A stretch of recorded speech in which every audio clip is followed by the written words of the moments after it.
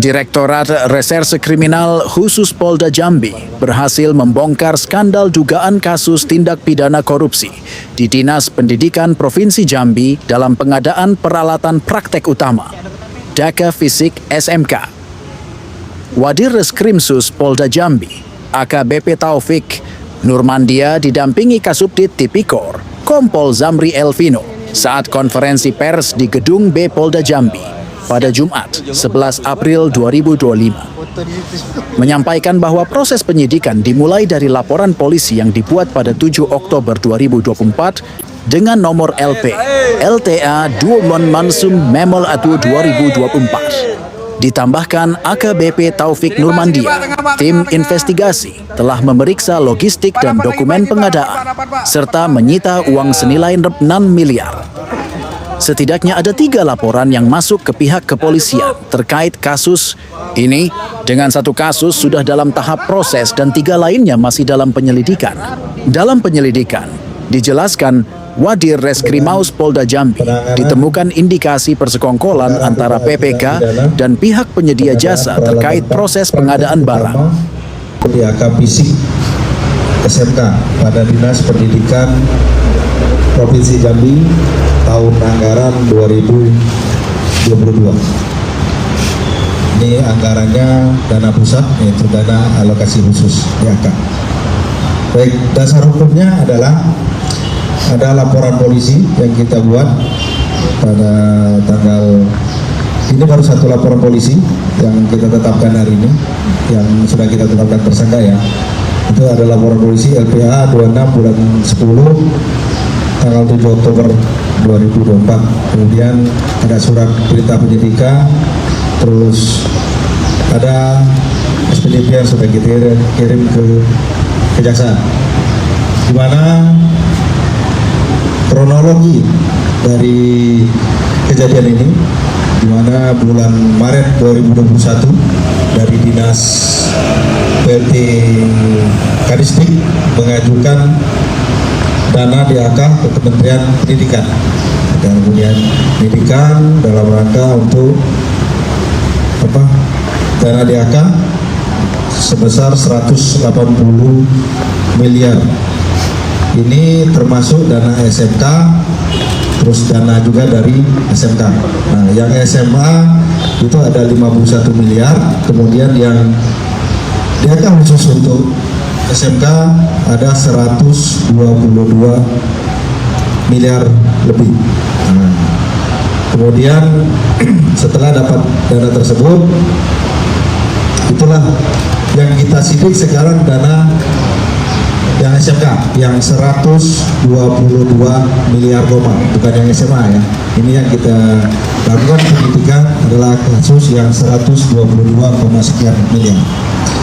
Jadi ada beberapa kegiatan yang sudah kita lakukan, yaitu kita sudah melakukan pemeriksaan terhadap 90 saksi, kemudian ada ahli yang sudah kita periksa,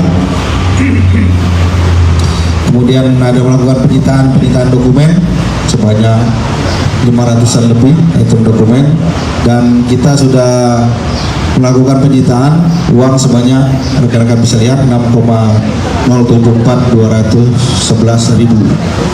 Nah, itu yang sudah kita lakukan.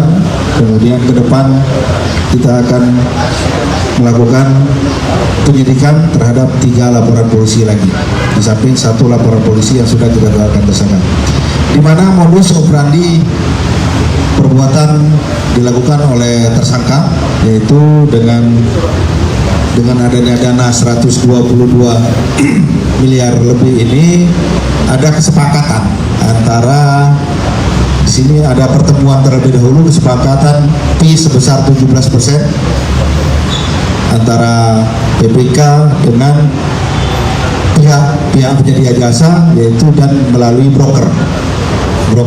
Ada broker yang mempertemukan antara penyedia jasa dan PPK pihak dinas.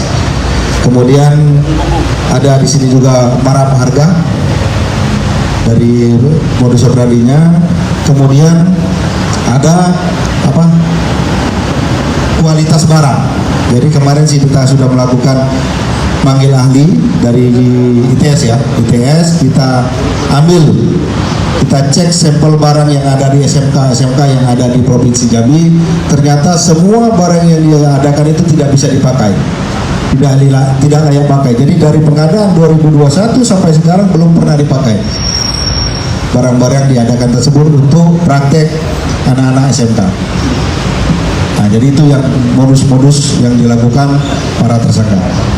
Kemudian ada banyak perbuatan melawan hukum sehingga kita berani melakukan proses penyidikan dan penetapan tersangka, yaitu dengan pelanggaran terhadap Perpres nomor 16, kemudian peraturan Permendikbudristek, banyak lagi ada 6 pelanggaran hukum.